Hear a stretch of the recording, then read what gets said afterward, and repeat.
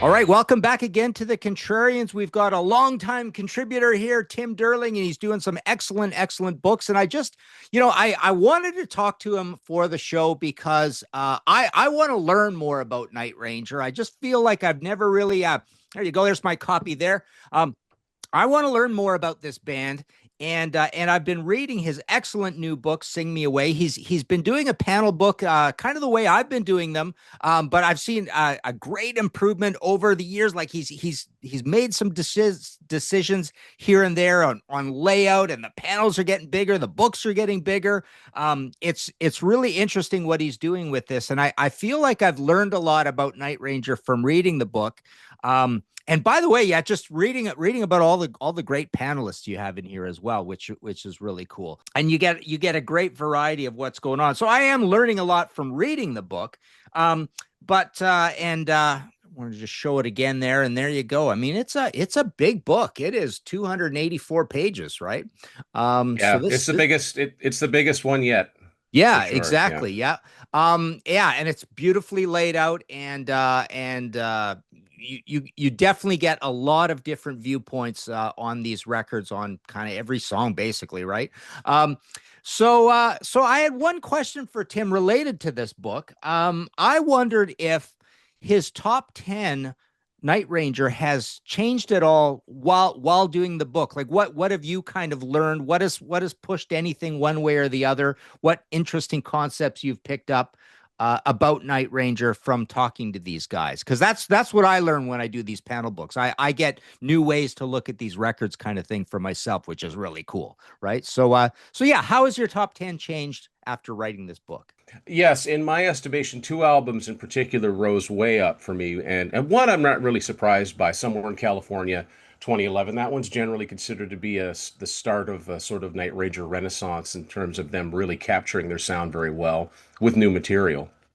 And but the other one is the album Seven, which came out in 1998, kind of unassuming. It was one of those CMC releases, and every time I do one of these books, I listen intently to everything. I want to make sure that my memory's not playing tricks on me. I want to make sure that when I say this song goes like this, I know what I'm talking about. I'm not getting it mixed up with something else, especially the newer ones. I mean, the first five, the MCA albums are pretty much ingrained in my cerebral cortex, but the rest of them are just, you just don't have time to listen to them as much as when you're younger. So I really drilled those in, and a couple of them really rose up. So, um, if I did go through and rank them, and I'll just go through them real quick. You said Right. top 10, but there's only 13 studio albums, so I'm gonna burn Oh through yeah, them. yeah, right. I'll burn through them real Yeah. quick. The bottom one hasn't changed. I knew the bottom one was always going to be "Hole in the Sun" from 2007, um, and a lot of people agree that that's them at little less than their best. Although, Parish of Rock, who we've seen on the Contrarians in Grant's Rock Warehouse, he actually really likes this album, so he did kind of change my opinion about it. Yeah, he made some good points. He made Yeah. some really good points, but basically what he's saying is that what he likes about it is not because it sounds like Night Ranger. The next one is "Don't Let Up" from 2017, and after this, I'd say the next six or seven are really kind of interchangeable. So you're dealing with albums that are pretty consistent all the way through, or maybe they've got peaks and valleys, and there are exceptionally good songs, and then just some other songs that are just kind of maybe fillerish. But then, so you're weighing out, what's more preferable, to have an album that's sort of consistently good all the way through, or have an album that's got some really good songs and the rest of them are just kind of okay. So my next one is after that is Neverland from 1997. That was a comeback album for the original lineup. It was on Sony. They didn't promote it. They didn't even do a video for the lead single, so that was kind of a wasted endeavor. So after Neverland, so you Hole in the Sun, Don't Let Up, Neverland. After that is an interesting album, and it's one that a lot of classic rock bands have an album that divides the fan base. Aerosmith has like "Rock and a Hard Place," and Kiss has music from The Elder, and Metallica's got "Saint Anger." And Night Ranger has an album called "Feeding Off the Mojo," which came out in 1995. Now, this is at the album that does not contain Jack Blades.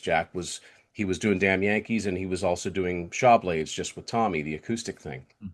So what this is, you had Brad Gillis and Kelly Kagi, who had the name, and they got a guy named Gary Moon on bass and vocals, and they put this album out, and it's I compare it very much to the Motley Crue album from 1994 with John Corabi in that it doesn't necessarily sound like the logo, the band whose logo is on the front cover, but I think it's a pretty good album. The difference between that one and the Motley Crue album is that the songs that Kelly Keagy sings sound like Night Ranger. The songs that Gary Moon sings do not, they don't sound like Night Ranger at all. He's more of a Tom Kiefer. He's got a little bit of Axl Rose, a little bit. Actually, the guy he reminds me of the most, and this is pretty obscure unless you're in Canada, he reminds me of Jerry McGee from Brighton Rock, but very raspy singer, doesn't sound at all like Jack. And the band themselves don't even consider that part of their catalog because if they did, then the album seven would actually be called Eight. So it's like, you know, it's like the album that dare not speak its name, right? It's but after that, I'm going to so yeah, that's so now it'd be number nine would be High Road from 2014. Another strong latter day album. This was the second of the two albums they did with Joel Hoekstra on guitar. I really think he injected a lot of new life into this band. He went on to Whitesnake after that. After that is the album Seven, which came out in 1998 to little fanfare. I mean, came off the heels of Neverland, which was on Sony, but now they're knocked down to CMC, which CMC was they signed some good artists, but they just didn't have the clout to make any of them really successful. I think the only gold certified album on CMC was the Leonard Skinner Live from Steeltown. That actually certified gold, which I was surprised to see.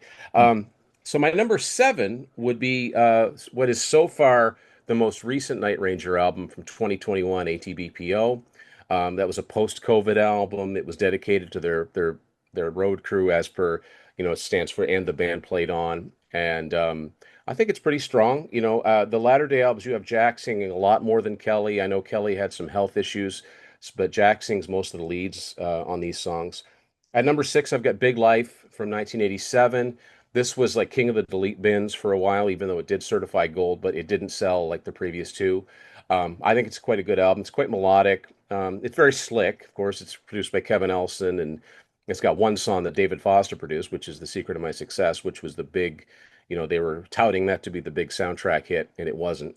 At number five, though, is the album that moved up the most for me, and is Somewhere in California from 2011. And I think that's one of the very few examples, even though it's 14 years old now, it's one of the very few examples of a modern album by a classic band that I would have no problem saying to a new prospective fan, go listen to this. This is Night Ranger. This is what they sound like. I just think that whatever it was, I think it might have been this was the first album with Joel Hoekstra. They also had Eric Levy on keyboards for the first time. He's still with them to this day. I think the new blood revitalized them. The songwriting, I think, is really strong, and I just like pretty much that entire album. And I would have no problem putting that up there with my favorites. I mean, to me, this album, had Damn Yankees not happened and the band never gone on hiatus, this album could have come out in 90 or 91, and no one would have thought, well, that's a change, but it's not really. It's quintessential Night Ranger, I think. At number four is the biggest one, Midnight Madness. Of course, this had Sister Christian, and it had You Can Still Rock in America and When You Close Your Eyes. I think it's a really good album. I mean, I think all the MCA albums are generally quite good, but this is where I'm putting this one today. Like, this could change. Number three, I got the debut, Dawn Patrol. Fantastic album. It's pretty rocking. There's some stuff on there that some people might say might be surprised to find surprisingly not heavy, but definitely harder rock, like the song Night Ranger, Play Rough, Eddie's Coming Out Tonight, Can't Buy Me a Thrill. It's pretty guitar driven. Number two and number one, I went back and forth on because I think they're both really good. But number two, Seven Wishes from '85, the third album. I think it's a great album. It's the first one I ever bought, so I got a lot of great memories of listening to it. And then number one is Man in Motion from '88, which was the first one that didn't certify. It went right to the delete bins.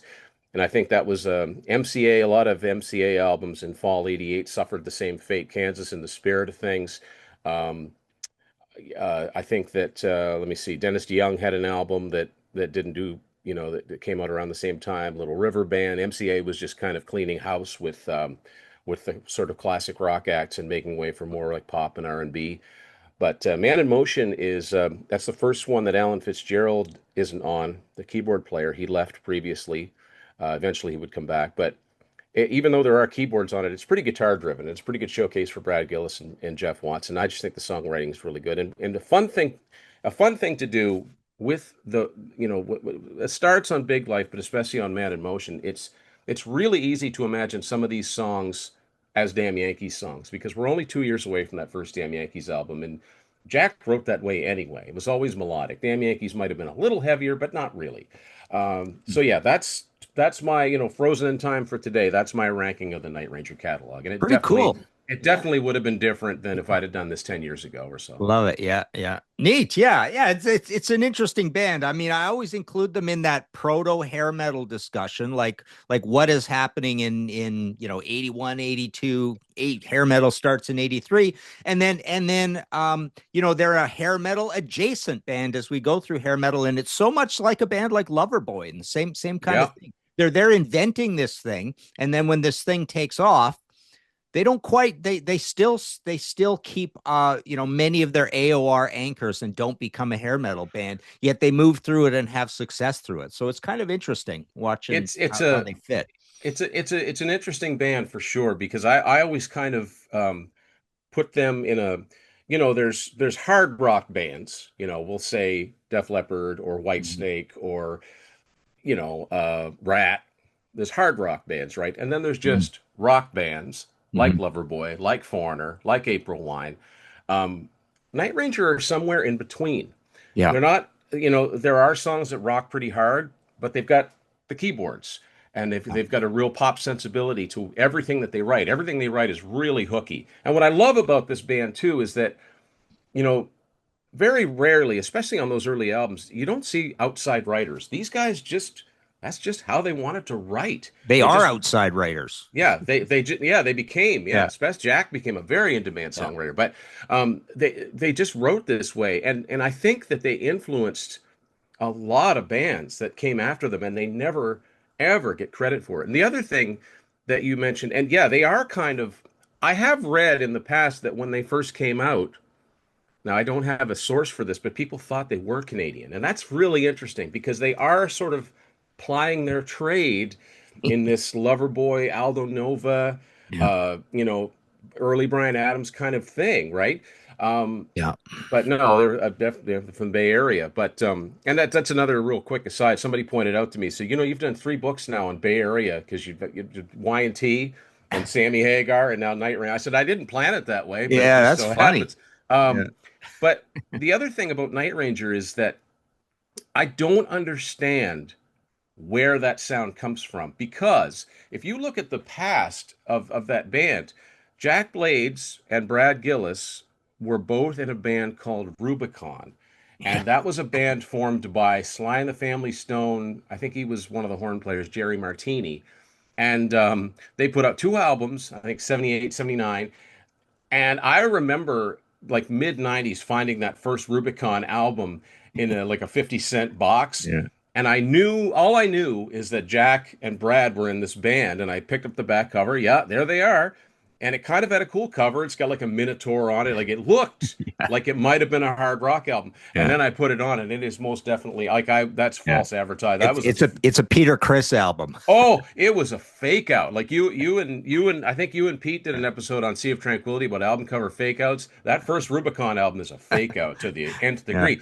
And eventually, like they only put out one other album, and eventually Kelly Kagi joined them, but they didn't record anything. So this would have been like 1980. And then initially they called themselves Stereo, and it was more of a new wave thing.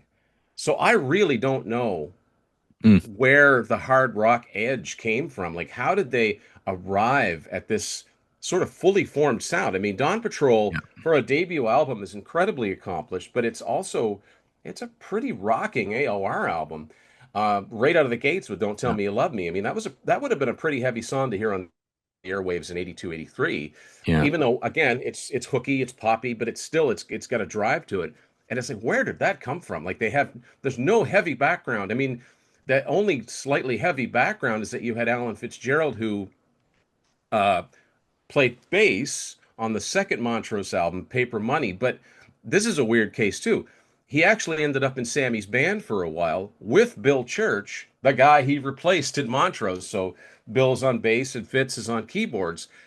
And Sammy, not all of it was heavy, as we know, those Capitol albums, but some of it was. So he was on, I think, Musical Chairs, and I think he was on the live album All Night Long. And I think he was on one of the Gamma albums. You would know Mm, more than yeah, me.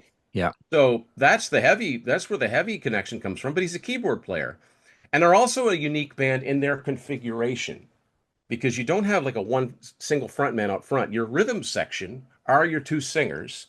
You've got your two blazing guitar players, and then you've got a keyboard player. It's a real different kind of setup. And I yeah, think that Night Ranger, unlike a lot of bands that were playing this sort of AOR music, they always sort of had the respect from the metalhead contingent because Brad and Jeff were always in Guitar World or Guitar for the Practicing Musician. I mean, they were shredders, right? yeah, Within context of fairly commercial songs, and of course, Brad had the extra cred of being an Ozzy's band and playing on Speak of the Devil and doing that tour, replacing Randy Rhoads for a brief period. So I think he was, once you've been an Ozzy's band, you're sort of anointed, right, by the yeah. metal community. So they're kind of like, yeah, but they're like, oh, well, yeah, well, they're really poppy. Yeah, but have you listened to this guitar solo? So I don't know. It's an interesting band, and like I said, they I think they influenced or paved the way for a lot of bands that came after them, and they never get credit for it. Also, let's be honest, they were on MCA Records, which is not a Mhm. strong label. I wouldn't say it's as bad as say A&M or RCA or Arista or something like that, but they've never had anything more than a single platinum album, and I think that's a shame. But anyway, I hope And I it's don't know. funny. I got way off on a track there. Well, and the other two bands from the Bay Area that you've done books on are also proto hair metal bands. Yeah, And one of them becomes hair metal adjacent, Sammy Hagar, and one of them becomes hair metal, Y&T. they dip their toes in it. Yeah, for sure. Yeah, pretty Uh, interesting. Yeah. yeah, Funny. but there's something Yeah, about the obviously you like that kind of music, right? And so yeah. this is why you're becoming a book writing expert on this whole field. Well, also, I mean, like, well, thank you, and also, I like the wine. I don't think there's ever been a book on Night Ranger, and all of Mhm. these bands need. Yeah. I think that it's only fitting that they have something like this to commemorate. Having a bunch of information online is fine, but it's nice to have it all in one place. And yeah, I really wanted to up the panelist count. There are 10 panelists on each chapter. So we've got a lot of different opinions. We've got a lot of age groups. We've got people that saw them back in '83 opening for Kiss on the Creatures of the Night tour. We've got people that all along, all I ever had was the greatest hits. But hey, if you want me to listen to a couple albums, I will. And they did. And now people are coming back to me saying, hey, I bought this album and I bought that album. And that's very gratifying to hear. And also the fact, like the Kansas book in a lot of ways, the fact that they're still making music, they're actually still making music, and I think they're quite good. I mean, it's hard to compete with your past, but they're still doing it. They haven't just toured. They have like Foreigner just stopped. They put the one album out in 2009, and well, that's more of a traveling show now. But anyway, Yeah. and Good point. also, and here's the other thing. You've still got three-fifths of the classic lineup. You've got both your singers. Um, I saw them a couple years ago. I've never seen a full show by them, but I saw them opening for Bret Michaels, and they sounded great. Jack has lost a little bit of his top end, but not much, and he compensates for it well. Kelly doesn't sound like he's aged a day. He opens his mouth and he's just got that fantastic soulful voice, and they're just a solid, tight band, and they're still out there playing.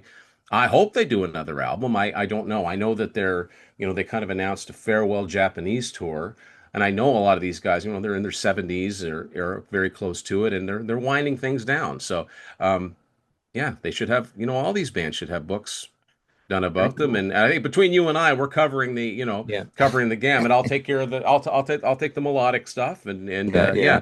But Yeah. Cool. yeah, no, they were definitely a band that I was going to get to eventually. Nice. Cool. Well, so tell us how you can get this book. All my books are on Amazon, wherever it is that you live. And I do want to mention again my buddy Matt Phillips from Go North Design once again did a kick-ass job at designing this thing. It is a pretty substantial read. We licensed these live photos from a guy named Christopher Carroll. He took some great live photos, and Mhm. I have to be self-indulgent enough to say that That's a picture of me doing a quick little meet and greet with the band a couple of years ago. And when I say quick, I mean quick. It's in and out. You don't really Yeah. get a chance to talk, but still. Yeah. And I want to thank Phil Aston from Now Spinning. He did the forward, did a great forward, Yeah. and all the panelists that stepped up and in a lot of ways opened my eyes to hey, this song reminds you of this. Well, yes, it does. So yeah, I mean, I think the best thing you can do, the purpose of the books is to educate, and if you can educate yourself and learn things in the meantime, and that comes from the panelists. That doesn't come from you. You know what you Yeah. know. Yeah. But when somebody comes along and changes your opinion to something, it's like, well, okay, I respect this person's opinion, so I'm going to go back and listen to that album and try and hear what they're hearing. So Nice, very cool. Well, there you have it, folks. Go pick up the Night Ranger book and let us know what you thought of this situation. Let us know your ranking of the Night Ranger. Yeah, I know I said top 10 earlier. I've got top 10s on the brain. I meant rank the whole thing, and that's great that you did that. But yeah, like and subscribe if you haven't done any of that stuff already. Check out our other shows. We've had a lot of Black Sabbath and Aussie stuff lately, and we've been doing that Who Invented Heavy Metal series, etc. And yeah, there you go. Go listen to some Night Ranger.